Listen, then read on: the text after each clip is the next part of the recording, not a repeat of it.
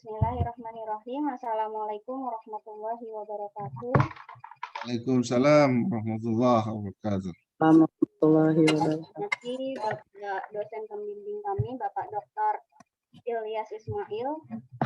Kemudian rekan-rekan semua teman-teman dari kelas A MTP.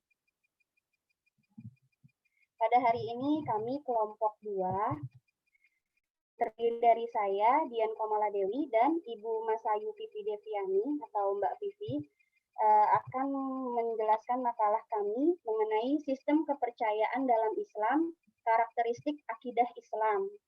Ya. Latar belakang dari makalah kami adalah yang pertama, manusia itu makhluk yang sempurna dibanding dengan makhluk yang lain. Allah juga membimbing dengan mengutus para rasul dan menyerukan untuk ketauhidan. Nah, untuk mempelajari tauhid itu salah satunya kita harus mempelajari akidah. Akidah dalam tubuh itu ibarat kepala. Apabila satu umat rusak, maka yang harus direhabilitasi itu akidahnya. Kemudian akidah juga merupakan hal yang fundamental dalam Islam. Jadi menjadi titik tolak permulaan seorang muslim. Dan yang menjadi rumusan masalah dalam pembahasan ini adalah apakah sistem kepercayaan dalam Islam? Yang kedua, apakah yang dimaksud karakteristik akidah dalam Islam? Kemudian tujuannya setelah kita sama-sama belajar, harapannya adalah kita sama-sama mengetahui sistem kepercayaan dalam Islam, kemudian mengetahui beberapa karakteristik akidah dalam Islam. Ini saya alhamdulillah Pak Ilyas sudah punya buku Bapak, sudah beli duluan. Udah beli duluan ya? Sudah beli duluan. Jadi kalau menurut Bapak Dr. Ilyas dalam bukunya True Islam pada halaman 291, manusia itu terbagi menjadi 2 golongan, yaitu golongan pertama, manusia yang beriman kepada Allah, dan golongan kedua, manusia yang kufur. Padahal dalam Al-Quran sudah dijelaskan bahwa alam ahad ilaikum ya bani adama alla ta'budu syaiton innahu lakum aduwwum mubin. Bukankah aku telah memerintahkan kepadamu wahai Bani Adam supaya kamu tidak menyembah syaitan? Sesungguhnya syaitan itu adalah musuh nyata bagi kamu. Dalam surat Quran surat Yasin ayat 60. Nah, sebelum mempelajari akidah, tadi kita harus memahami dulu sebenarnya apa sih sistem kepercayaan dalam Islam. Dalam kalimat sistem kepercayaan dalam Islam ini ada 3 kata. Yang pertama sistem, kepercayaan, dan Islam. Kalau didefinisikan satu persatu, kalau sistem itu adalah kumpulan elemen yang saling berhubungan dan berinteraksi dalam satu kesatuan. Artinya sebuah sistem itu harus sistematis dan sistemik menyeluruh. Dan kepercayaan dalam Islam itu kita ibaratkan seperti iman kepada Allah. Dan Islam adalah syariat-syariat Allah Ta'ala yang diturunkan kepada semua nabi. Jadi sistem kepercayaan dalam Islam itu seperti satu kesatuan gitu elemen untuk mencapai suatu tujuan, untuk mencapai suatu keimanan, yaitu beriman kepada ketauhidan Allah. Kemudian secara umum iman juga dapat merupakan tindakan nyata. Nah, untuk mengenai iman yang lebih dalam, kalau menurut Mahmud Saltut, mengenai iman itu antara lain yang pertama adalah 1, ibadah mutlak kepada Allah. Nah, dalam surat Az-Zariyat, surat ke-51 ayat ke-56. Kalau di situ diartikan bahwa aku tidak menciptakan jin dan manusia melainkan agar mereka beribadah kepadaku, kepada Allah. Jadi manusia pertama sebagai mutlak. Kalau nggak salah itu ada perjanjian primordial ya Pak. Iya itu tadi itu ya. Iman sebagai perjanjian primordial manusia dengan Gusti Allah gitu. Ya. Al-A'raf 172 dan surat Yasin tadi tegurannya kalau orang menyimpang dari janji primordialnya gitu. Makanya begitu tadi itu. Ya terus. Yang kedua sebagai kedua, sosial ketundukan secara sosial dengan membangun hubungan dan kerjasama yang baik. dalam kebajikan dan takwa. Itu dalam surat Al-Maidah ayat 2. Jadi dan tolong menolonglah kamu dalam kebajikan dan takwa. Kemudian yang ketiga, akhlakul karimah dengan menjaga kesucian diri dan keseluruhan budi pekerti. Itu ada di surat Asy-Syams ayat 7 sampai 10. Kemudian setelah itu kita harus juga dakwah dengan mengajak manusia ke jalan Allah melalui tausiah dan amar ma'ruf nahi mungkar dalam Quran surat Ali Imran ayat 104. Dan yang terakhir, ikhlas dengan mengorientasikan semua aktivitas demi dan untuk Allah semata, termasuk kita belajar saat ini, yaitu dalam surat Al-Bayyinah ayat ke-5. Nah, setelah kita sudah mengetahui pemahaman mengenai sistem kepercayaan Islam, agar kita dapat menjalankan sistem kepercayaan Islam dengan baik dan benar, maka kita harus belajar akidah yang benar. Untuk penyampaian akidah akan dilanjutkan oleh Ibu Pipi. Silakan Ibu Pipi. Ya, untuk akidah, istilah akidah bukanlah istilah asing dalam pengetahuan Islam, karena dapat dikatakan akidah adalah landasan dari ajaran agama Islam. Akidah menurut bahasa berasal dari bahasa Arab. Aqoda yaqidu uqdatan wa aqidatan, yang artinya ikatan atau perjanjian. Secara terminologi, menurut Abu Bakar Jabir Al-Jazari, akidah adalah sejumlah kebenaran yang dapat diterima secara umum oleh manusia berdasarkan akal, wahyu, dan fitrah. Akidah dalam Islam dibangun di atas 6 dasar yang sering kita sebut rukun iman, yaitu kepercayaan yang mantap kepada Allah, percaya kepada malaikat-malaikatnya, percaya kepada Rasulnya, percaya kepada kitab-kitabnya, percaya pada qadar baik dan qadar yang buruk, serta percaya kepada hari akhir. Akidah sebagai dasar utama ajaran Islam bersumber dari Al-Quran dan As-Sunnah. Kemudian ruang lingkup akidah. Ruang lingkup akidah ada 4. Yang pertama, ilahiyat. Ilahiyat itu pembahasan akan segala sesuatu yang memiliki hubungan dengan ilahi, seperti wujud Allah, sifat-sifat Allah, dan lain-lain. Yang kedua, nubuat. Nubuat itu pembahasan mengenai segala sesuatu yang memiliki hubungan dengan Nabi dan Rasul. Termasuk di dalamnya pembahasan mengenai kitab-kitab dan mukjizat para nabi dan rasul tersebut. Yang ketiga, ruhaniyat, yaitu pembahasan tentang segala sesuatu yang berhubungan dengan alam metafisika, alam seperti malaikat, jin, roh, atau yang gaib gitu, Pak. Yang keempat, sami'iyat, yaitu pembahasan tentang segala sesuatu yang hanya bisa diketahui melalui dalil taklid berupa Al-Quran dan As-Sunnah, seperti alam barzah, alam akhirat, alam kubur, dan lain sebagainya. Selanjutnya, Bu Dian. Fondasi seorang Muslim. Fondasi seorang Muslim haruslah meyakini bahwa Islam adalah agama terakhir yang mengandung syariat, yang menyempurnakan syariat-syariat yang diturunkan Allah sebelumnya. Yang kedua, harus meyakini bahwa Islam adalah satu-satunya agama yang benar. Islam datang dengan membawa kebenaran yang bersifat absolut dan berguna sebagai pedoman hidup dalam kehidupan manusia dengan fitrahnya. Yang ketiga, meyakini bahwa Islam adalah agama yang universal, serta berlaku untuk semua manusia dalam segala lapisan masyarakat. Selanjutnya, Bu. Karakteristik akidah Islam.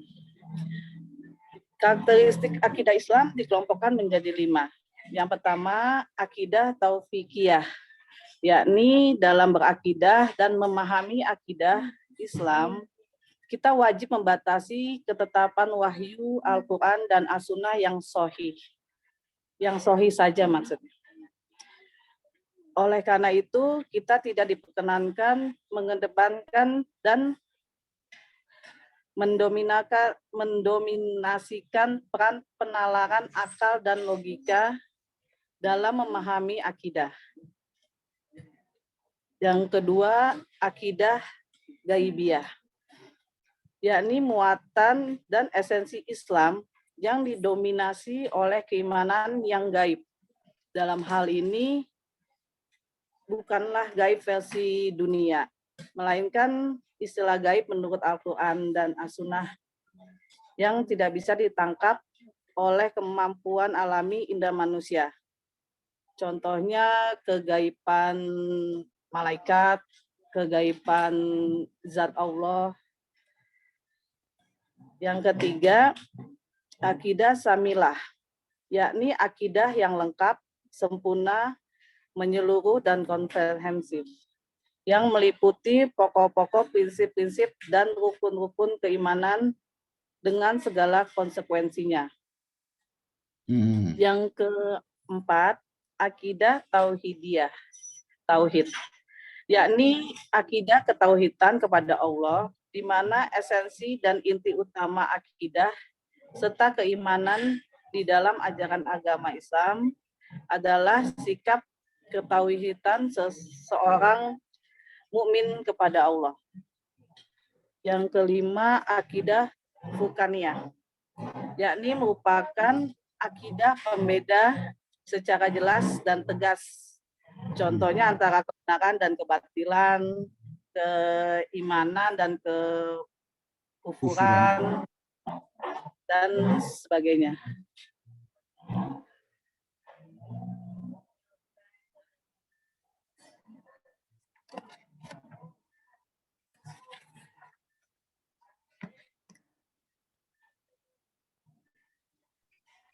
Sudah ya?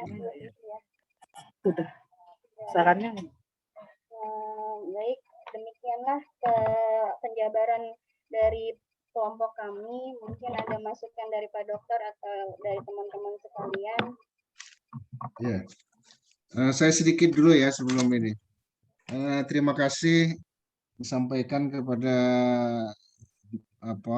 Ibu Dian ya, sama Ibu Vivi, Mas Sayu Vivi ya, telah mempresentasikan topik ini dengan baik ya, yaitu sistem kepercayaan dalam Islam, dan secara lebih khusus kita ingin melihat karakteristik akidah Islam yang membedakan dengan akidah yang lain. Ya, ini bagus semua tadi itu. Saya ingin menambahkan beberapa hal ya mengenai akidah tadi itu. Itu memang penting ya, akidah betul tadi dari akad. Kan dari aqada ya gitu, obdah ya, akidah kan gitu. Nah, akad itu artinya sebenarnya banyak. Artinya itu sesuatu yang mengikat. Bisa artinya janji, ya kan? Ya, sesuatu yang mengikat, akad. Maka kita tahu ya akidah, akad ya. Dalam bahasa Indonesia jadi akad ya. Akad itu kan kontrak ya, yang mengikat orang. Akad nikah, akad kredit, kan gitu kan? Ya, jadi iman itu ya sebagai wujud dari akidah itu sesuatu yang mengikat sebenarnya gitu.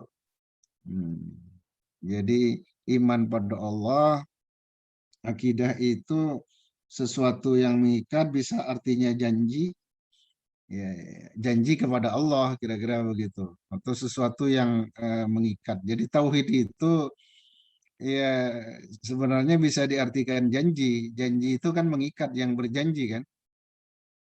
Janji kita kepada Tuhan, kira-kira seperti itu. Nah, secara istilah menurut Ustadz Syed Qutub itu, akidah itu kepercayaan yang kuat sekali gitu. Kepercayaan pada Allah, pada Rasul, dan seterusnya tadi itu. Yang kuat sekali gitu. Yang mengikat hati dan pikiran orang beriman. Ya kan? Kan makanya orang beriman itu hatinya itu terikat dengan Tuhan, terikat dengan ajaran-ajaran agama. Jadi misalnya kalau melihat orang melakukan kejahatan itu tidak nyaman gitu. Atau melihat kemungkaran, dengar adzan gitu, itu sudah waktu sholat nggak sholat itu nggak nyaman gitu. Karena sebenarnya memang mengikat gitu. Kepercayaan itu mengikat hati, mengikat pikiran, bahkan perbuatannya.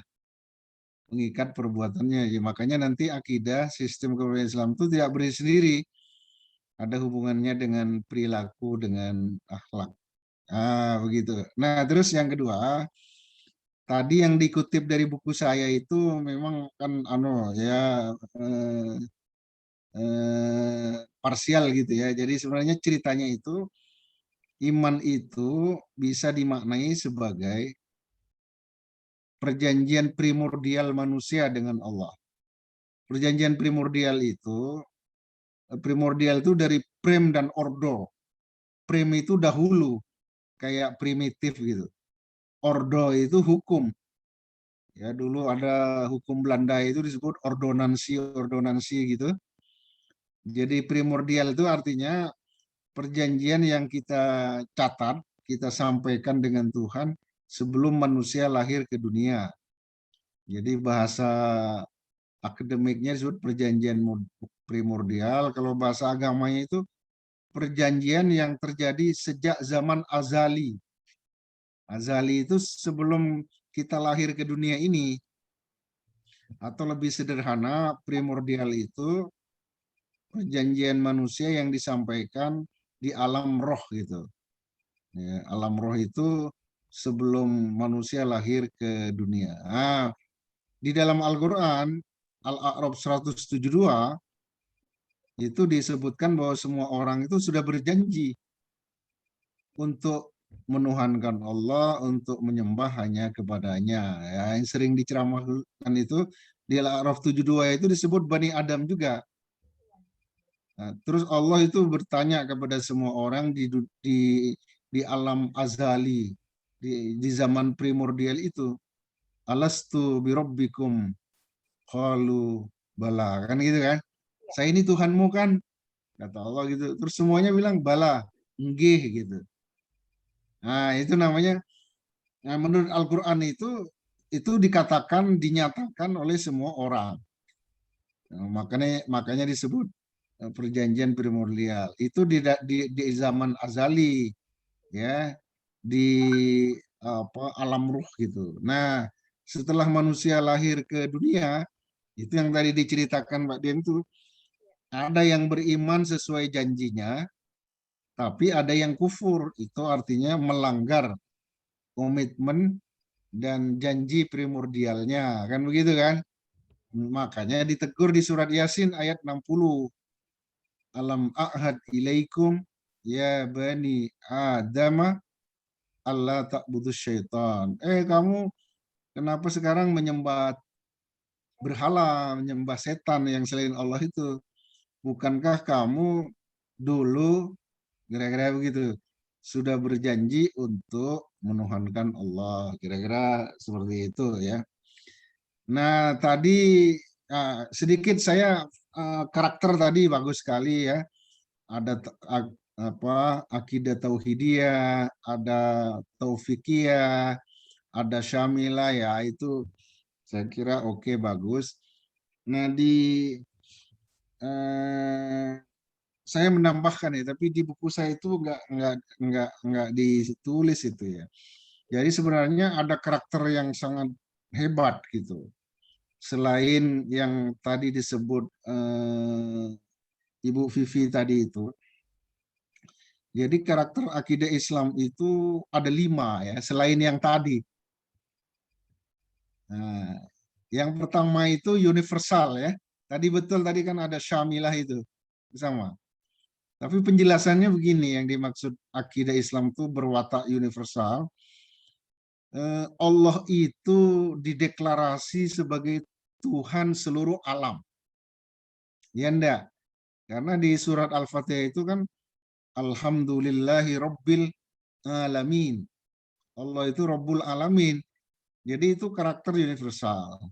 Terus Nabi Muhammad juga disebut rahmatan lil alamin. Kan iman itu kan ada pada Allah, pada jadi dimensi universalitas akidah Islam itu luas kuat sekali. Allah disebut Rabbul Alamin, Nabi Muhammad rahmatan lil alamin. Al-Quran itu di surat Ibrahim ayat pertama itu disebut lil alamina nadhira. Nah, itu sebenarnya kalau struktur normalnya nadhiran lil alamin gitu. Cuma itu jar majrurnya didahulukan. Kalau normal itu seperti yang tadi, Rabbul Alamin, rahmatan lil alamin, nadhiran lil alamin. Jadi alam semua. Apa itu maknanya? Jadi akidah Islam itu sejak awal ingin membebaskan manusia dari unsur-unsur kesukuan. Iya kan? Kita tahu ada paham etnosentris, ya kan? Paham kesukuan yang membabi buta ya. Ya ada paham nasionalisme ya di Indonesia itu sudah selesai, sudah artinya bisa diterima ya, tapi nasionalisme itu tidak buta. Karena itu kalau buta bertentangan dengan akidah Islam. Ya enggak? Karena kebangsaan orang Islam itu kan akidahnya. Jadi anna aqidatal muslim hiya jinsiyatuhu. Kan gitu ya. Jadi pernah dengar gitu siapa namanya Presiden Amerika menyatakan right or wrong is my country, ya kan? Nah, jadi benar salah ini harus dibela karena itu negeri saya. Itu kalau dari perspektif Islam ada catatannya, enggak begitu. Karena tadi ada Al-Furqan tadi gitu ya. Benar salah adalah bangsa negeri saya, harus dibela gitu kan. Nah, itu itu namanya buta gitu ya. Ya, jadi itu ciri yang menonjol pertama, universalisme Islam, akidah Islam. Yang kedua itu ada yang menarik lagi, akidah Islam itu terbuka. Kenapa terbuka? Karena ada keharusan bersyahadah. Ya enggak. Orang Islam kan harus bersyahadah kan. Bersyahadah itu artinya to declare. Mendeklarasikan diri bahwa dia orang Islam. Orang Islam artinya beriman ya. Jadi iman itu dideklarasi dalam bentuk syahadat itu. Nah, ya syahadat itu ya dideklarasi dalam sholat atau di luar sholat bagi orang Islam. Tapi kalau ada orang non Muslim convert to Islam itu dia harus mendeklarasi karena Islam itu agama terbuka, nggak boleh ada orang nggak jelas gitu siapa dia gitu. Nah itu hanya ada dalam akidah Islam. Nah, memang di sisi lain Islam itu ya ada toleransi dalam batas-batas tertentu ya dalam muamalah ya yang lakum dinukum waliyadin. Tapi kalau akidah ibadah kan nggak ada toleransi, harus jelas gitu kamu itu siapa. Nah di Ali Imran 60 itu orang Islam itu disuruh berdialog dengan ahli kitab, orang Yahudi dan Nasrani. Nah, kalau berdialog itu maknanya terbuka gitu. Karena orang yang tertutup tuh nggak mau berdialog dan nggak mau diajak berdialog. Benar nggak? Ya ahlal kitab ta'alau ila kalimatin sawa bainana wa bainakum alla na'budu illallah wa la nusyrika bihi syai'a.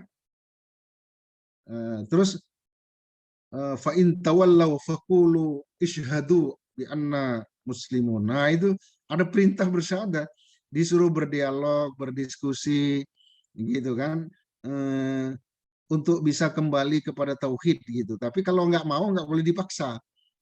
Apalagi diteror, dibom, itu nggak boleh itu. Ya. Jadi kalau nggak mau, hanya kamu mendeklar saja kamu itu orang Islam. Ya. Fakulu syahadu. Isyhadu itu kan syahadah.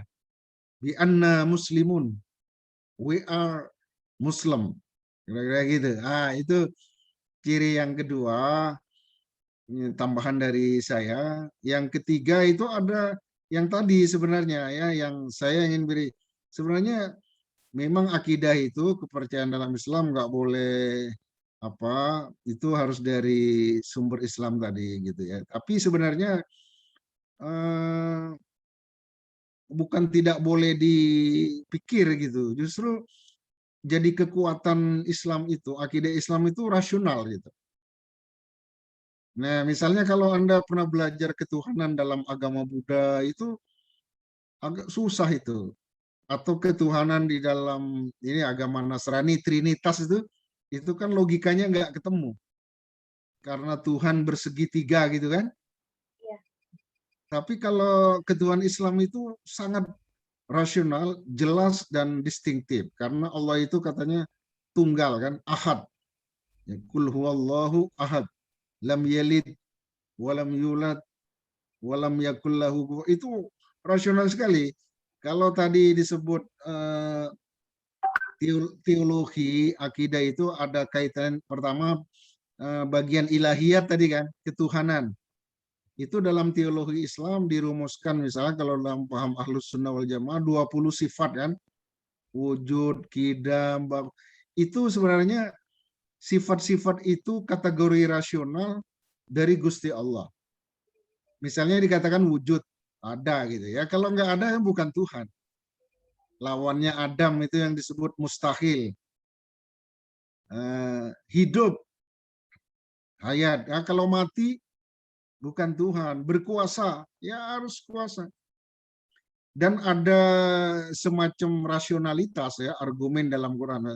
Saya sebut misalnya dalam Al-Quran itu dikatakan, kalau di alam ini banyak Tuhan, nggak usah banyak, dua saja. Maka alam ini akan binasa. Itu ada makna logika di situ. Lau kana fihima alihatun illallah la fasadata. Kalau di alam, di langit dan bumi ini ada banyak Tuhan, maka akan binasa. Kenapa? Nggak usah banyak Tuhan. Dua saja pasti alam binasa. Karena kalau Tuhan itu dua, tidak esa seperti yang diajarkan Islam, maka alam ini akan menjadi pertentangan ya. Jadi kalau Tuhannya dua, itu kemauannya pasti beda. Kalau kemauannya sama semua, itu bukan Tuhan. Coba bayangkan sekarang ini. Kalau dua, Tuhan A maunya hujan, tapi Tuhan B maunya panas, ya kan?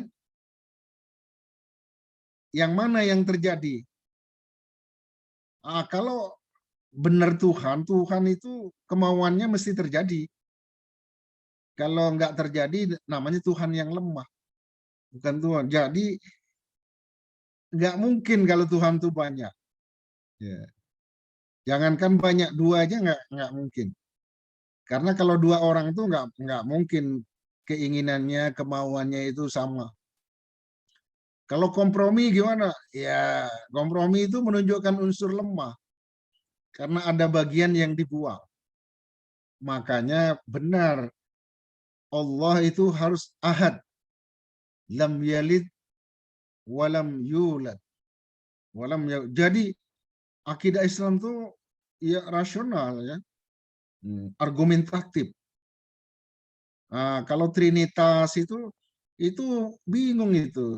Nggak bisa memahami orang pandai, apalagi orang awam ya. Maksudnya tidak bisa dicerna. dengan nalar gitu. Kalau akidah Islam bisa gitu. Ya, ini saya tidak ingin mempertentangkan dengan yang tauqifiyah tadi. Itu dari sisi bahwa ajaran Islam itu dari Tuhan, dari Allah dan Rasul itu. Tapi ajaran yang dari Allah itu kalau Islam itu bisa dicerna, bisa dinalar.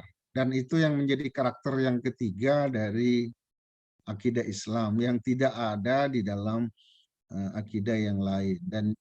Dan yang keempat itu ada yang disebut dengan terpadu. Jadi kepercayaan dalam Islam itu nggak berdiri sendiri. Ada hubungan dengan ibadah, ada hubungannya dengan akhlak. Nah, betul akidah itu dasar, akidah itu fundamental, tapi orang Islam tuh nggak boleh hanya akidah saja.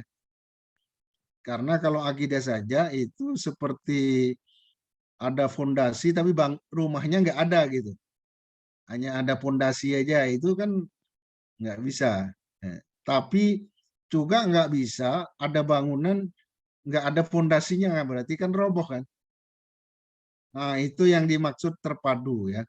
Jadi akidah Islam itu betul sebagai fondamen, sebagai dasar, tapi untuk tegaknya ibadah, muamalah, akhlakul karimah, dan seterusnya. Saya kasih contoh yang menarik ya, mungkin sering diceramakan. Jadi ada orang bertanya sama Nabi mengenai iman yang paling sempurna gitu, iman manusia yang paling sempurna.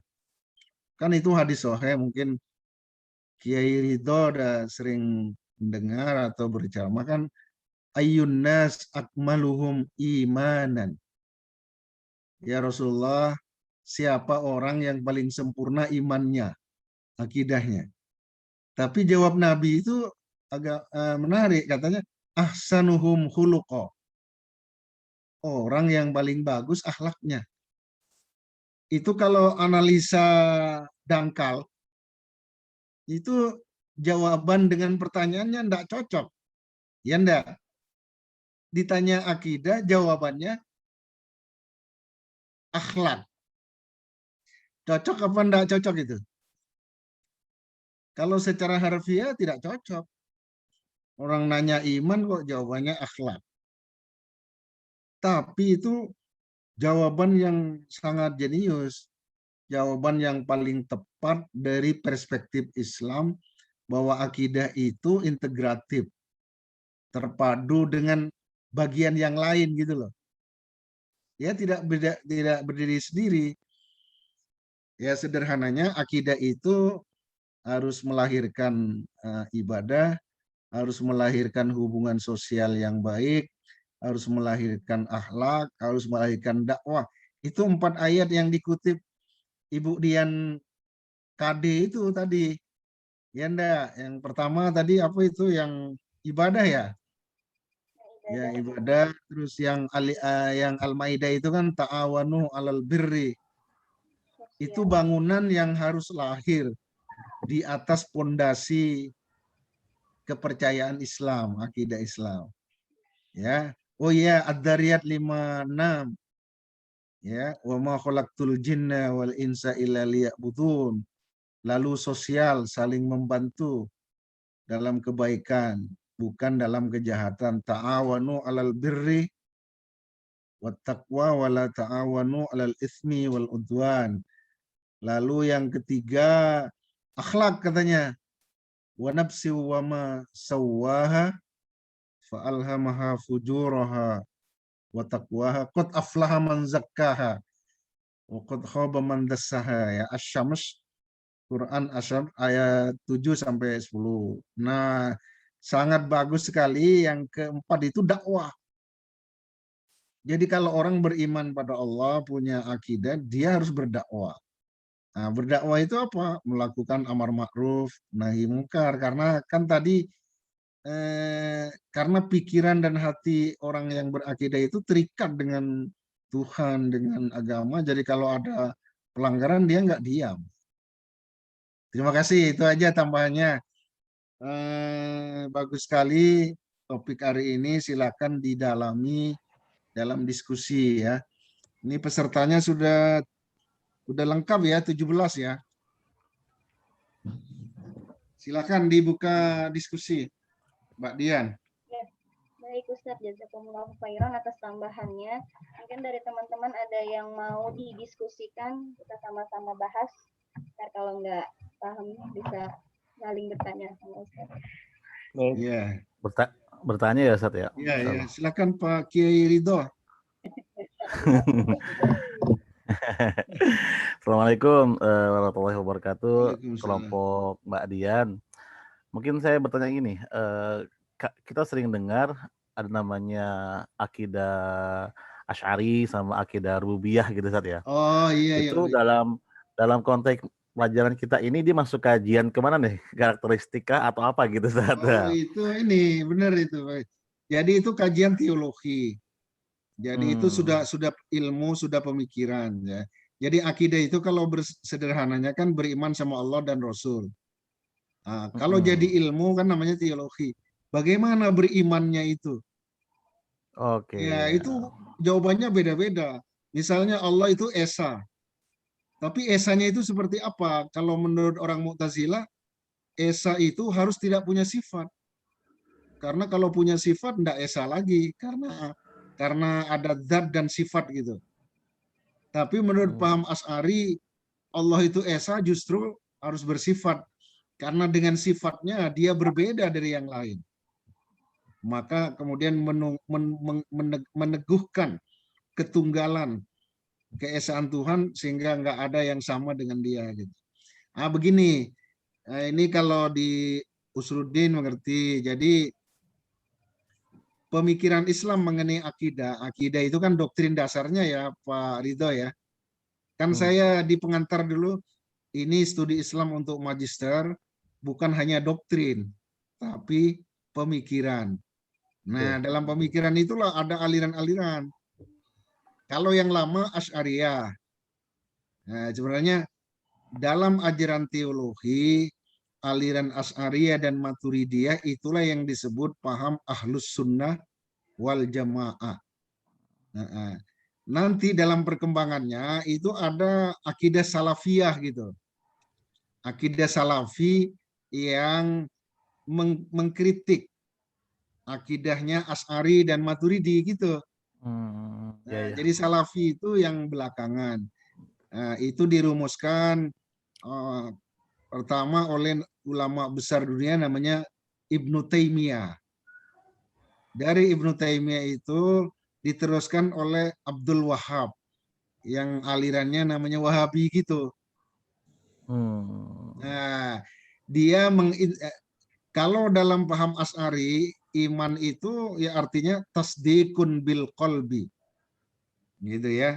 Membenarkan dalam hati adanya Allah, adanya diutusnya Nabi Muhammad sebagai nabi gitu. Jadi ada keimanan. Jadi kan tadi kan akidah itu iman, tapi iman itu apa? Itu kalau dalam doktrin kan nggak dibahas ya, pokoknya iman sama Allah gitu. Tapi itu apa maknanya? Apa definisinya? Itu sudah jadi saintifik kan? Nah, kalau menurut paham Asy'ariyah, iman itu membenarkan. Jadi fungsinya dalam hati gitu. Iman itu. Ya, orang percaya sama Allah, jadi membenarkan Allah, membenarkan Nabi sebagai utusan Allah, membenarkan Al-Quran sebagai wahyu dari Allah, itu iman. Jadi tasdikun bil qalbi wa qaulun bil lisan. Lalu itu dideklarasikan kan? Asyhadu alla ilaha itu. Dan yang ketiga wa amalun bil arkan.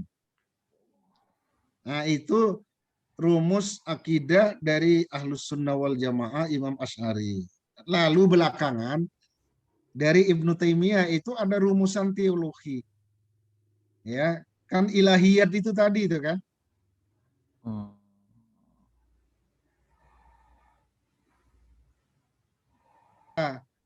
Tauhid ya, membagi keimanan, inti keimanan kan tauhid kan?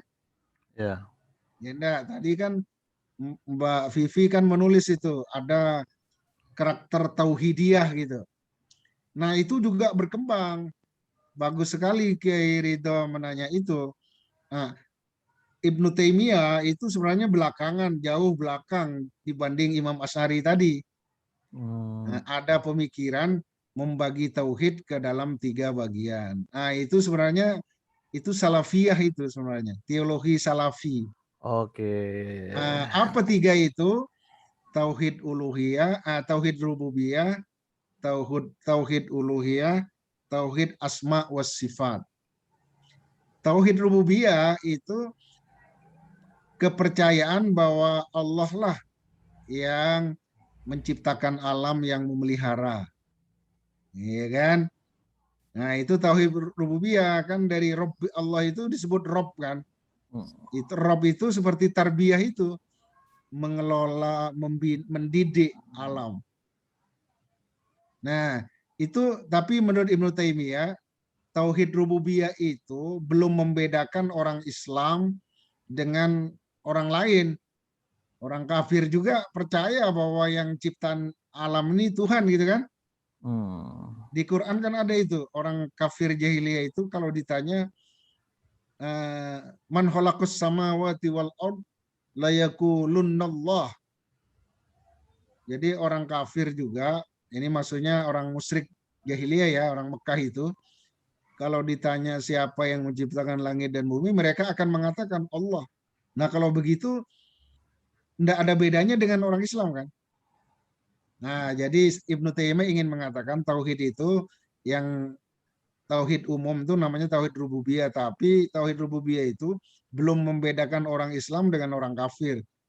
Karena pengakuan bahwa Allah itu pencipta dan pemelihara itu juga kepercayaan orang kafir juga gitu loh. Nah, makanya yang membedakan dia membagi yang kedua yang disebut tauhid uluhiyah. Kalau tadi disebut tauhid rububiyah. Kalau tauhid uluhiyah itu ya kita percaya kepada Allah dan menyandarkan ibadah, melaksanakan perintahnya, menyembah hanya kepada Allah. Nah, itu uluhiyah. Nah, orang kafir musyrik enggak, dia tauhid rububiyah tapi tidak tauhid uluhiyah karena dia menyembah berhala. Gitu. Setan itu disebut kafir, dia bukan enggak percaya sama Tuhan kan, bahkan dia berdoa sama Allah. Rabbi fandirni ila yaumi yub'atsun. Tapi dia disebut kafir karena tidak memenuhi tauhid uluhiyah. Dia melawan perintah Tuhan. Tidak menyembah. Ya kan?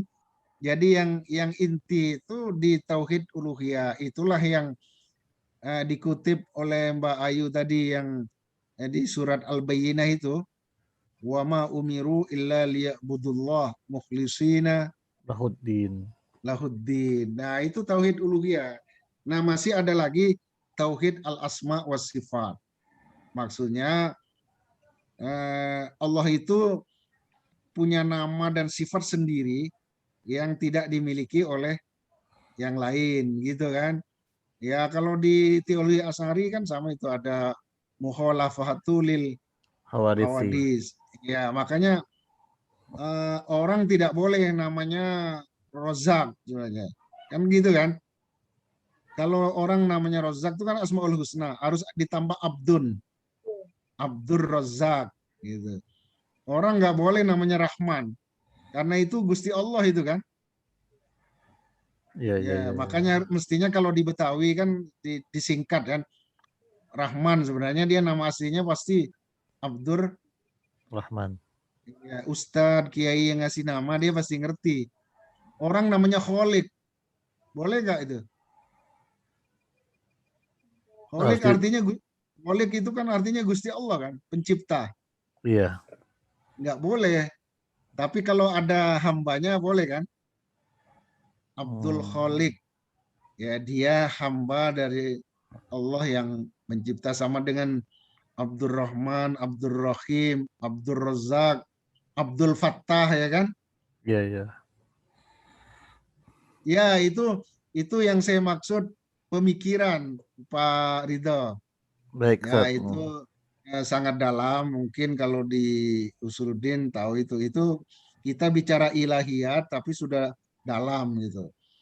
Semua orang Islam itu bertauhid, tapi bagaimana cara mentauhidkan Allah itu beda-beda dalam pemikirannya. Nah, itu masuk wilayah kajian teologi, kajian pemikiran. Kalau yang sederhana ya doktrin-doktrin dasar yang kita sudah kenal, begitu ya. Baik. Ada lagi yang lain? Terima kasih, Ustaz. Ya. Boleh, Ustaz. Ya. Silakan ditanyakan ke Mbak Dewi, Mbak Dian. Mohon maaf, ini kamera tidak on, Ustaz. Lagi sakit saat jadi sambil rebahan. Oh, siapa ini? Heru, Ustaz, Heru. Oh, Kiai Heru, iya. Gimana? Kiai, Ustaz. Tolib. Menarik ini pembahasan tentang akidah, terlebih lagi kondisi di Indonesia saat ini sedang krisis sebenarnya. Krisis akidah. Satu sisi ketika krisis akidah akan membuat seseorang jadi ekstrim. Sisi yang lain ketika krisis akidah menjadikan seseorang jadi liberal. Nah, ada beberapa statement terbaru dari Kiai Said Akil, ya, Ketua PBNU, yang beliau berstatement itu kalau bisa di kampus-kampus kurangi pelajaran akidah, gitu. Kenapa? Karena akan menyebabkan radikalisme, katanya. Kalau udah bicara akidah, itu babnya bab surga neraka, bab kafir Islam, bab benar tidak benar, dan seterusnya. Kalau orang bicara terus tentang akidah, ini lama-lama orang jadi radikal. Itu statement yang bikin viral, bikin heboh di dunia akademisi tentunya ya. Nah, yang kedua di sisi lain ada yang saking takutnya dengan orang belajar akidah menyebabkan ekstrim jadi radikal, akhirnya kebablasan. Ya, di antaranya yang terbaru Gus Yakut, Menteri Agama kita, yang berstatement bahwa setiap acara Departemen Agama itu harus ditampilkan doa-doa dari seluruh agama. Karena Departemen Agama itu bukan cuma agama Islam, tetapi seluruh agama. Dan negara kita ini bukan negara Islam, tetapi negara seluruh agama. Nah, dari dua kasus yang beredar nih ya, statement-statement yang beredar, saya ingin coba diskusikan khususnya kepada para pemakalah, Mbak Dian, Ibu Vivi ya. Ini dengan dua statement tadi. Satu sisi kita nggak boleh mendalami akidah, khawatir radikal. Sisi yang lain, ketika orang nggak mempelajari akidah dengan benar, akan jadi liberal. Nah, bagaimana kita memposisikan hal ini? Nah, jangan sampai jadi radikal dan jangan sampai jadi liberal gitu. Boleh mungkin didiskusikan. Berat pertanyaannya saja. Wah, pertanyaannya luar biasa itu. Itu harus satu semester sendiri kuliahnya itu. Enggak, saya agak terganggu saat dengan statementnya. Sebenarnya saya jujur saya agak terganggu ya. Makanya mungkin Ustaz nanti akan memberi dikembalikan dulu ke pemakalah sebagai pihak yang diberi amanat untuk menjadi narasumber pada sesi ini gitu. Mbak Dian dulu sama Ibu Masayu. Ya, baik Ustaz Heru, jazakumullah khairan atas pertanyaannya yang Masya Allah. Sebenarnya kalau dipikir pakai logis juga nggak bisa. Cuman tadi kalau misalnya dijabarkan salah satunya oleh Ibu Vivi ya mengenai akidah, sebisa mungkin tadi agak berbeda pendapat sedikit ya Pak Ilyas, maksudnya bukan berarti tidak boleh ada pemikiran setelah adanya sumber kita adalah Al-Quran dan As-Sunnah gitu kan. Cuman harus memang ada ijma ulama-ulama seperti itu kan yang pada akhirnya menjadikan satu keputusan. Kalau misalnya ini sih kacamata saya, sudut pandang saya ya, sebenarnya ketika kita sudah mempelajari akidah dengan benar, ya beritiba kepada Rasulullah, bagaimana apa yang boleh dilakukan, apa yang tidak boleh dilakukan, seharusnya tidak ada paham-paham radikal gitu kan, sampai ada pemahaman tentang bom bunuh diri adalah syahid gitu kan. Itu kan sebenarnya itu lahir dari pemikiran-pemikiran yang terlalu mendalam tentang sebuah ini kali ya, apa dalil gitu. Jadinya ya, jadi itu yang menyebabkan pemikiran-pemikiran itu yang berkembang yang harusnya memang ada batasannya gitu. Makanya salah satunya justru ketika kita belajar agama Islam itu harus punya guru yang benar gitu. Jadi kalau misalnya dibilang tidak boleh adanya banyak pelajaran akidah gitu kan di dalam satu institusi atau lembaga, itu kan kembali lagi harusnya kita mencari guru yang benar agar pemikiran-pemikiran itu tidak berkembang. Itu sih maksudnya seperti itu. Mungkin Mbak Vivi atau teman-teman yang lain bisa diskusi, atau Pak Adi Wahyudin. Ya, silakan.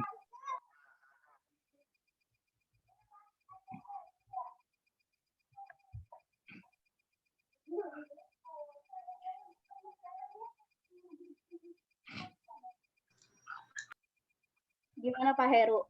Kalau Pak Heru sendiri gimana dengan jawaban yang tadi itu menurut sudut pandang saya? Iya, subhanallah, bagus Ibu.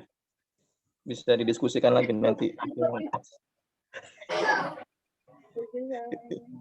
Yang lain saya kira bisa memberi tanggapan. Ya, boleh nanggapin yang lain ya. Kalau saya cuma ngelempar isu saja ini. Ya, saya mau berpendapat sedikit ya. Ya, akidah pada dasarnya adalah sesuatu yang benar ya. Tidak artinya dari pendapat-pendapat yang tadi sudah diuraikan.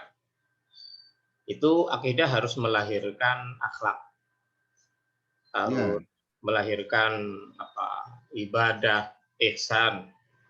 Nah, artinya tidak ada sesuatu yang bertentangan dengan Islam secara universal dengan alasan atau dengan sandaran akidah.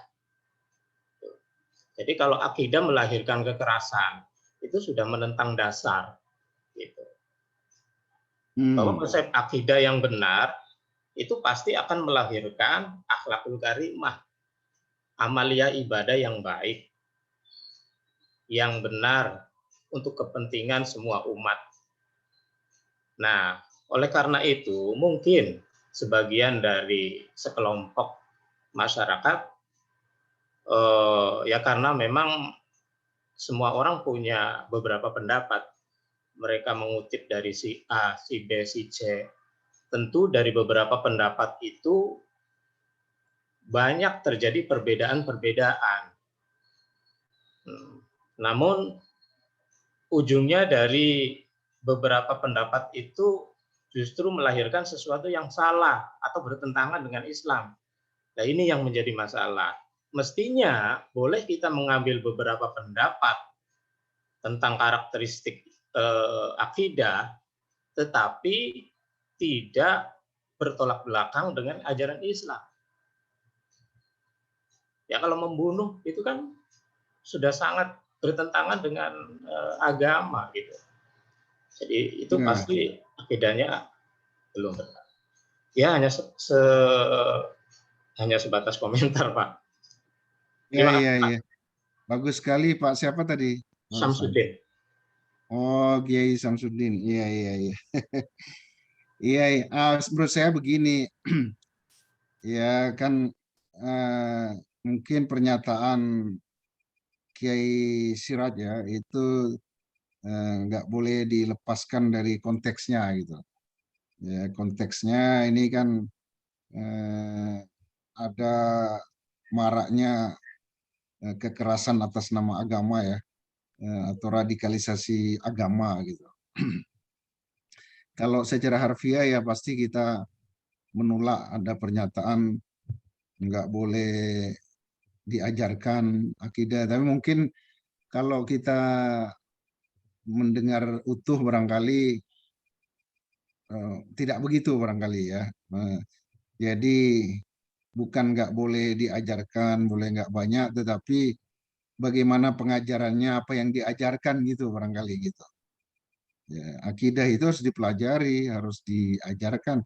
Justru orang jadi ekstrim itu karena tidak tahu. Salah satu ini ada riset teman-teman di UIN itu, salah satu faktor yang menyebabkan orang radikal itu karena miskinnya wawasan. Ya, karena dia hanya tahu satu, maka kalau ada berbeda dengan itu dia sudah kemudian mengkafirkan orang, misalnya begitu ya. Nah, jadi kalau saya pernyataan Kiai Saadi itu mungkin tidak dipahami harfiah barangkali gitu ya, harus dilihat dari konteksnya, dan juga harus diketahui posisi beliau sebagai ketua NU itu kan Islam wasatiyah ya, Islam yang moderat. Jadi sebenarnya saya memaknai pernyataan itu dia ingin menolak Islam yang radikal yang tadi ekstrim kanan itu gitu. Di dunia sering saya katakan Islam itu ada tiga varian itu. Islam garis keras itu disebut mutasyaddid, ya, itu berlawanan dengan itu disebut ekstrim kanan. Lalu Islam liberal itu ekstrim kiri, itu yang mutasahil, itu yang semuanya boleh, hampir tidak ada ikatan dengan agama, pro barat dan seterusnya gitu. Nah, paham Islam kita seperti sering katakan itu yang di tengah, yang tawassut, yang mutawassit. Nah, saya memaknai apa yang disampaikan Pak Agil itu sebenarnya dia kritik kepada yang ekstrim kanan, juga kepada yang ekstrim kiri ya. Memang NU itu menurut hitohnya itu dia di tengah gitu. Memang NU belakangan ini termasuk di bawah kepemimpinan Pak Agil, Pak Siraji itu agak ke kiri-kirian, bukan ke kanan-kananan. Makanya itu juga ada dikritik gitu, itu nggak boleh terlalu kiri, harus kembali ke tengah misalnya gitu.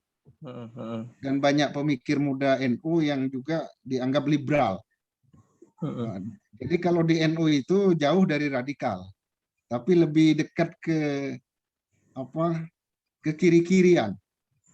Karena terlalu pinter, terlalu banyak kitab kuning yang dia itu, jadi dia agak ini gitu. Tapi itu sudah ada kritik internal dari kalangan NU sendiri. Jadi harus dicegah, jangan sampai terlalu kiri gitu. Tapi kalau hitohnya itu dia di tengah. Yang sangat bagus menyuarakan tengah itu ketua PBNU yang sebelumnya, namanya Hashim Muzadi. Allah yarham, sudah meninggal saja. Iya, Allah yarham, sudah meninggal. Iya, beliau menyampaikan di mana-mana. Ini kawan-kawan kita gitu, ya mungkin mengomentari, mohon maaf kalau saya sebut nama seperti Ulil Absar Abdullah itu kan anak muda NU, mantunya Gus Mus kan itu kalau tidak salah, dari Rembang. Sangat pandai, itu membaca Ihya Ulumuddin di PBNU itu sampai sekarang gitu. Nah, punya kecenderungan yang agak ke kiri itu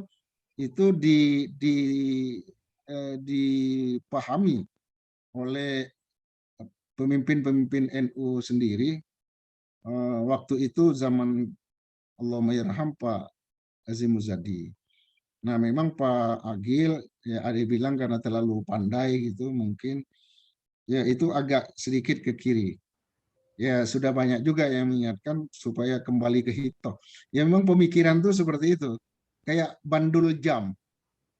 Kalau terlalu ke kanan nanti harus ke tengah. Nanti ketika kiri balik lagi. Saya seperti itu. Saya melihatnya dengan tetap husnudzon sama kiai ya, ulama besar. Kalau yang menteri agama saya enggak ada komen ya. Karena itu kan ya menteri agama ya. Saya kira Pak ini kalau jadi menteri agama ngomongnya seperti itu juga. Itu Kiai Karena dia iya kan, apa benar kalau ya itu lain lagi, saya no comment itu. Kalau pejabat ya menteri agama ya akan ngomong seperti itu. Saya belum yakin juga kalau Pak Heru menteri agama ngomongnya yang benar agama Islam, ini yang lain ini kafir semua gitu, enggak. Langsung dipecat jadi menteri agama gitu, kayak itu juga. Nah, jadi yang saya ingin katakan, ya pelajari Islam, akidah, ya memang seperti saya katakan dia harus lahir ibadah, akhlak mulia gitu kan. Tapi tidak ada yang nggak boleh dipelajari, hanya kan kalau Asy'ariyah, Maturidiyah yang disebut paham Ahlussunnah wal Jamaah, dia moderat. Kan contohnya sangat kuat dari Nabi. Jadi Islam itu menekankan moderasi dalam akidah, moderasi dalam ibadah. Ibnu Taimiyah sendiri yang menjadi imam Salafi itu menulis buku judulnya Al-Aqidah Al-Wasitiyah, akidah moderat.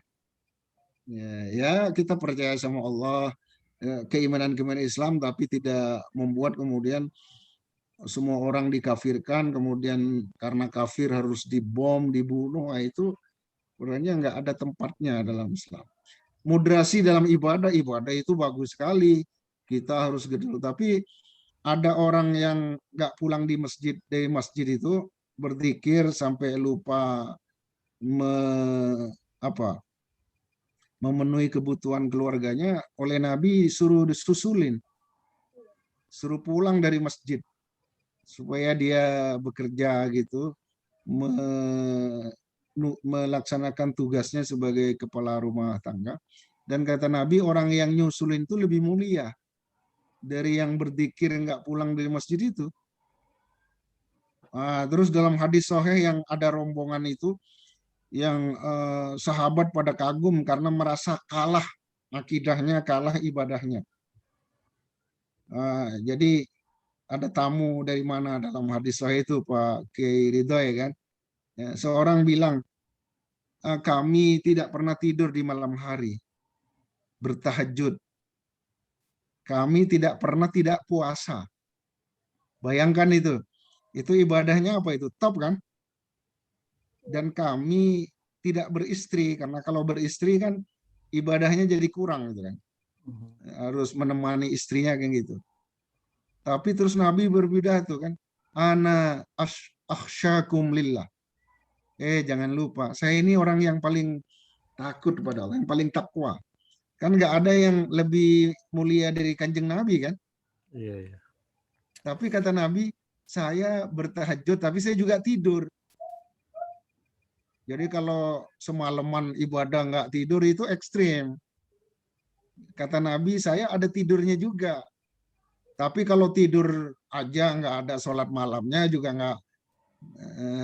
nggak bagus itu kan. Tapi kalau nggak ada tidurnya itu juga nggak benar, karena mata juga punya hak untuk beristirahat kan gitu kan. Itu yang Nabi berpidato, saya ini orang yang paling takwa. Saya tidur juga. Maksudnya saya sholat tapi saya tidur. Terus saya juga anak asum wa aftur. Saya berpuasa tapi juga hari-hari lain tidak berpuasa. Berarti nggak puasa sepenuhnya. Kalau Nabi Daud kan shoma yauman wa aftara yauman. Ya, Nabi juga ada sunnah yaumul isnin wal khamis, ayyamul bid, kan gitu kan. Kan tidak semua hari. Dia orang paling takwa. Terus kata Nabi, saya juga beristri. Ya kan? Bukan jadi pastor nggak beristri kan? Malah istrinya banyak. Itu maknanya apa? Itu moderasi. Jadi kalau ekstrim, ya memang namanya ekstrim itu kan sangat terkenal dalam Islam. Ekstrim itu tidak bagus. Khairul umur awsatuha. Jadi kebaikan itu biasanya ada di tengah, bainat tafrid wal ifrat. Ya, itu misalnya dalam teori akhlak gitu, katanya berani itu dia sikap tengah antara penakut dan berani ngawur itu apa namanya itu? Tahawur bahasa Arabnya. Oh, nikat. Nikat itu berani tapi nggak pakai perasaan lagi, nggak pakai akal lagi gitu. Nah, itu jelek. Nah, penakut juga jelek.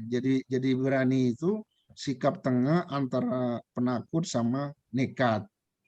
Dermawan juga sikap tengah antara pelit sama boros. Pelit itu kan nggak mau mengeluarkan kan. Tangannya kata Al-Quran dicantolkan di lehernya. Tapi kalau boros itu nggak ada yang disimpan. Semua dikeluarkan. Jadi itu juga moderasi dalam akhlak Islam itu sangat terkenal. Apa gitu yang di surat apa itu? Wala taj'al yadaka maghlulatan ila unukika. Jangan kalungkan tanganmu di lehermu. Itu simbol dari orang yang nggak mau keluarin dompetnya gitu. Ada apa gerakan sumbangan apa namanya itu gempa banjir di mana dia tetap nggak ngasih. Itu ekstrim pelit. Tapi wala tabsudha kullal basti. Tapi jangan dilepas semua gitu tangannya itu sampai nggak ada saving untuk kebutuhan hidupnya, itu juga ya walaupun itu bagus gitu tapi itu juga tercela karena masuk ekstrim tadi. Nah, jadi sering kebaikan itu ada di posisi tengah di antara dua ekstrim. Itulah yang dimaksud moderasi. Ya, moderasi beragama itu sebenarnya sikap ya. Moderasi beragama itu bukan agama doktrin, tapi bagaimana orang memahami, bagaimana orang bersikap dan mengamalkan agama secara moderat, tidak ekstrem berlebihan, dan juga tidak liberal kebablasan. Nah, jadi itulah yang dimaksud di Al-Baqarah 143 ya, atau 243 yang wa kadzalika ja'alnakum ummatan wasata litakunu syuhada 'alan nas. Itu. Iya. Saya di UIN itu jadi di direktur rumah moderasi beragama gitu, tapi apa ini banyak saya di kemahasiswaan itu diwawancarai di radio dakwah ya di NKTV yang punya. Gimana itu Pak sekarang Kak? Karena kan kekerasan itu sekarang menyerang ya kelompok milenial, bahkan mewabah ke kampus-kampus kan gitu, melibatkan mahasiswa bahkan dosen ya. Ya mahasiswa menjadi radikal karena diajar oleh dosen yang juga radikal kan. Itu kan berbahaya. Ya mungkin saya mengerti ya statementnya Pak Agil itu. Kira-kira ada konteksnya ya. Ada memang pembelajaran akidah yang hanya akidah saja.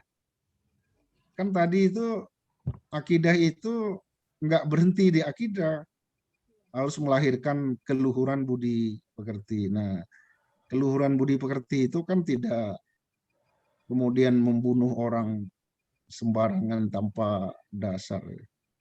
Itu enggak seperti itu. Makanya ayyun nas akmaluhum imanan ahsanuhum khuluqa. Nah, kalau akidah itu melahirkan kemuliaan berupa budi pekerti, ya itu yang dikehendaki oleh Islam. Dan kalau begitu banyak-banyaklah belajar akidah gitu. Bukan akidah yang berhenti di akidah dan membentuk orang jadi ekstrim, menjadi eksklusif. Nah, itu tidak kita kehendaki. Mungkin itu ya. Waktunya udah habis ya? 10 menit lagi, Ustaz. Oh ya, silahkan Ibu Masayu dan Ibu Dian KD. KD itu sama dengan yang penyanyi apa itu, yang ada KD-nya Krisdayanti, juga Ustaz. itu. Iya, Siapa? baru punya mantu. Iya. Oh iya. Anang. Anang. Enggak, ada yang itu, ada yang lama lagi namanya Titi KD. Titi KD. Yang Itu lagunya zaman bagus-bagus itu. Kalau zaman saya nggak ketemu, Ustaz. Hah? Titi KD Oh zaman iya, Ustaz iya. KD itu yang lama itu, yang apa namanya, lagu-lagu zaman dahulu itu. Iya, betul. Zaman kakek saya masih muda itu. Titi KD kan. Sangat masyhur tahun 60-an mungkin atau 70-an. Ibu Dian belum lahir ya. Kalau mahasiswa sekarang kan lahir tahun 2000 ya. Yang disebut generasi Z sudah. Bukan X lagi. Bukan generasi Y tapi generasi Z ya. Ya, mungkin itu. Apa masih ada lagi? Masih ada lagi teman-teman yang mau didiskusikan? Ada Ustadz, saya mau bertanya, Ustadz.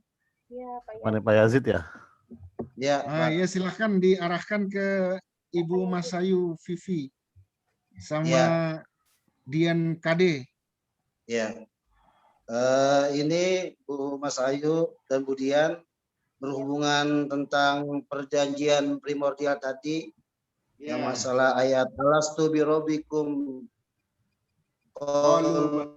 bala syahidna itu.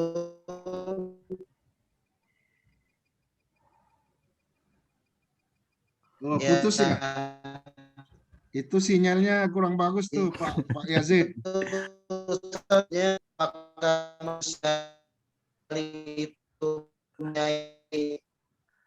Yazid nggak kedengeran, Pak Yazid. Ya, Pak. Ya, masalah perjanjian primordial itu. Ya, Pak. Iya. Iya, udah bagus suaranya, teruskan. Nggak kedengeran. Aduh. Sudah kedengeran, bagus. Ya, Pak. Maksudnya, apakah setiap insan manusia itu mempunyai perjanjian primordial, Pak, di alam perjanjian primordial itu di alam dunia kita nggak ingat itu, Pak? Iya, betul. Itu yang saya bilang. Ada di buku saya itu.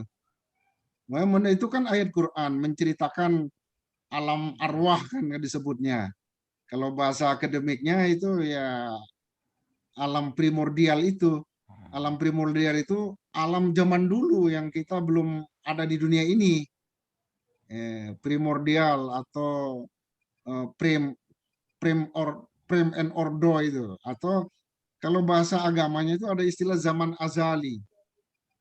Ya, zaman azali itu ya zaman sebelum dunia ini ada gitu. Tetapi secara spiritual kan sudah ada semua kan. Kan alam itu mungkin ada alam roh gitu ya.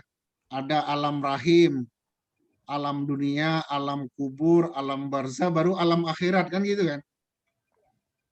Menurut semua ulama tafsir mengenai Al-A'raf 172 itu dunia zaman azali itu ya, atau disebut alam roh ya, artinya dunia di mana kita belum lahir ke alam ini. Jadi menurut ayat itu semua orang kafir siapa saja dia mengakui ketuhanan Allah. Gitu. Nah, itu juga ada yang menyebut itulah yang iman yang fitri. Kan dalam Islam juga disebut kullu mauludin yuladu alal fitrah, itu sebenarnya semua anak lahir dalam keadaan fitrah. Fitrah itu dia punya potensi menuhankan Allah karena dia sebelumnya sudah berjanji gitu. Nah, nanti kan ketika lahir dunia itu kan dipengaruhi oleh emaknya kan, oleh ibunya, oleh pendidikannya. Kalau belajarnya di As-Safiyah, dia pasti Islam. Coba kalau belajarnya di tempat lain, bisa jadi Nasrani kan? Itu makanya dikatakan oleh dalam hadis itu, fa'abawahu yuhawwidanihi, au yunassiranihi, au yumajjisanihi, dan seterusnya. Jadi kalau fitrahnya masih bersih, dia masih komitmen tauhidnya masih sama dengan janji primordialnya gitu. Tapi lingkungan yang mengubah dia itu. Kalau dalam dunia pendidikan kita kan sangat paham itu. Pendidikan itu satu faktor yang sangat berpengaruh membentuk kepribadian orang termasuk akidahnya gitu. Katanya Bapak Ibu itu wakil representasi dari lingkungan. Ya enggak, sebenarnya Bapak Ibu itu bisa maknanya sekolah kan, bisa maknanya lingkungan masyarakat, bisa maknanya lingkungan pekerjaan. Hati-hati, itu bisa membuat orang jadi Yahudi, bisa juga membuat orang jadi Nasrani, khususnya. Ada pertanyaan di situ. Dalam hadis itu tidak disebut bapak ibunya juga yang membuat anak itu jadi Islam. Kenapa Islam nggak disebut di situ? Karena Islam itu identik dengan fitrah itu. Jadi kalau tidak diyahudikan, tidak dinasranikan, dia jadi Islam. Sesuai fitrahnya itu.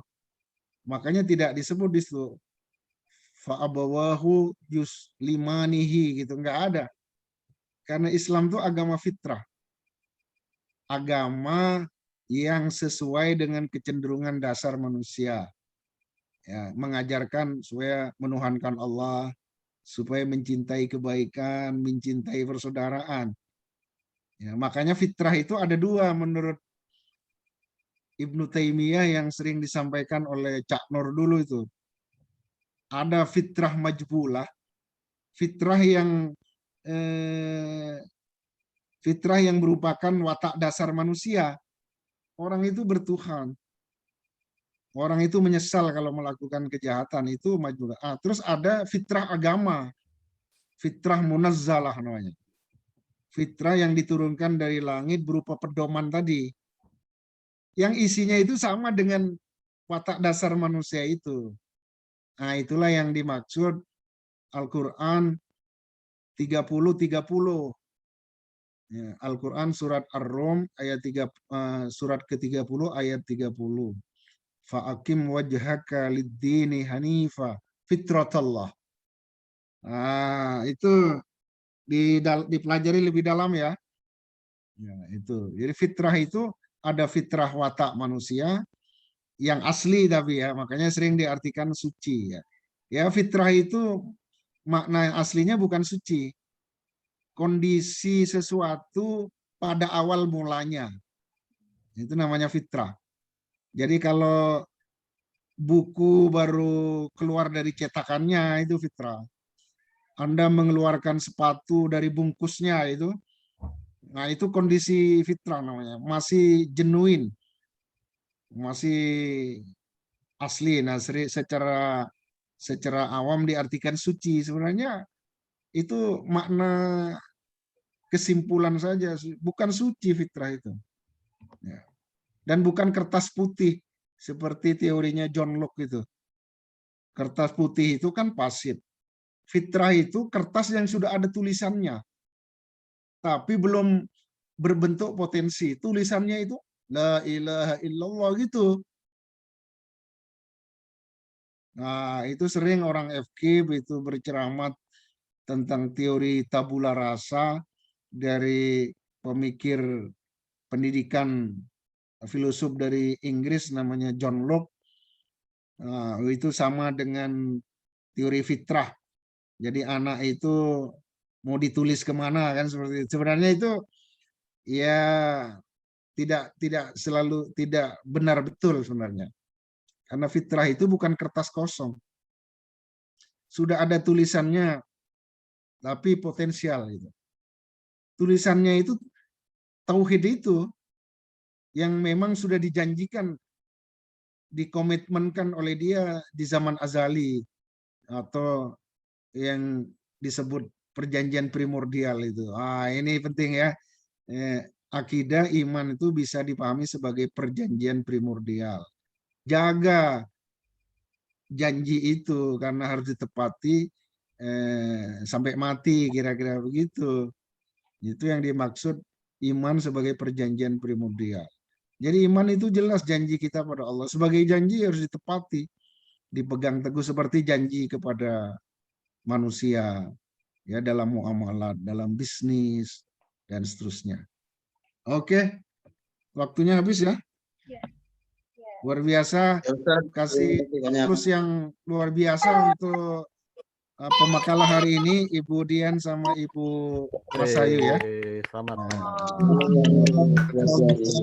Sangat, karena dua ustadzah ini sulit dicari bandingannya ini. Sangat hebat. Alhamdulillah. Ustaz, ya. Minggu depan ada kabar libur atau tetap masuk? Itu isunya apa minggu depan? Sekarang sudah mulai puasa ya. Belum tahu kabar sih dari Bubi atau Pak Fahri, belum dapat kabar. Oh, ya sebenarnya saya ngikutin saja, kalau misalnya libur ya libur, mengikuti manajemen ya. Oke, baik. Kalau tidak libur sebenarnya nikmat itu menjelang. Ini kan sama dengan kultum jelang buka gitu kan. Iya. Justru kajian Islam sangat menarik itu jam-jam segitu. Mantap. Toh kita juga kalau enggak paling nonton TV kan. Anda mendengarkan ceramah yang diulang-ulang itu aja. Lebih dalam di studi Islam ini kan. Siap. Oke, silakan closing Mbak Dian. Ya, baik. Terima kasih semuanya. Terima kasih kepada Dr. Ilyas Ismail atas penjabarannya yang luar biasa, yang sudah menambahkan gitu kan. Berarti kita harus lebih banyak belajar teman-teman semua tentang akidah Islam itu sendiri ya. Jadi bukan hanya sekedar fondasi, tapi harus ada yang lainnya tadi. Bangunannya. Iya, betul. Baiklah, sekian dari presentasi dari kelompok kami. Kurang lebihnya kami mohon maaf. Assalamualaikum warahmatullahi wabarakatuh. Waalaikumsalam warahmatullahi wabarakatuh. Ya, sampai ketemu ya. Saya Terima kasih Ustaz. Sama-sama. Assalamualaikum. Terima kasih Ustaz.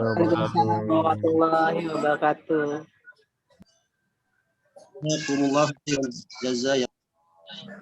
Selamat puasa buat minggu depan. Dian, Bu Vivi, Masya Allah. Ustazah dua. Tenang ya. Dia tenang ya. Cari pembantunya kan. Agita minggu depan ya? Untuk yang hari Sabtu, Dian. Oh iya, masih ada lagi. Agita minggu depan ya?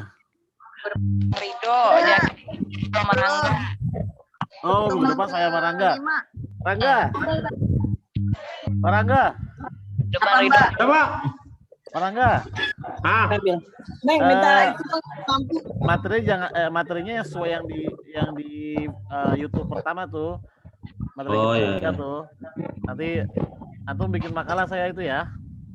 Jadi ntar pembukaan baca doanya lu malah kasuntu aja Pak Ridho. Langsung buka. Siap. Teman-teman bilang Ramadan, mohon maaf lahir batin atas segala kesalahan kekurangan. Mudah-mudahan ya. Masih ketemu hari ini. masih ketemu belum puasa.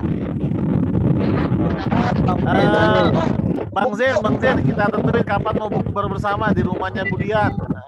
Belum. Benar bukannya Puasanya belum, udah buka puasa bersama. di rumah Nah, hari ini lah harusnya hari ini puasa kan? di rumah Mbak Vivi aja yuk, luas loh.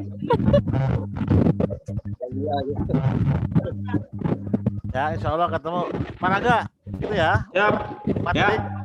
Materinya yang sesuai dengan pertemuan perdana Pak Ilyas. Antum cek dulu ya. Oke. Saya sih udah buat makalahnya Pak Ridho. Coba nanti Pak Ridho cek. Oke, siap. Nanti sampai ya. Halo. Oke, makasih. Saya langsung jadi YouTube ya. Terima kasih. Assalamualaikum warahmatullahi wabarakatuh. Sampai Waalaikumsalam warahmatullahi wabarakatuh.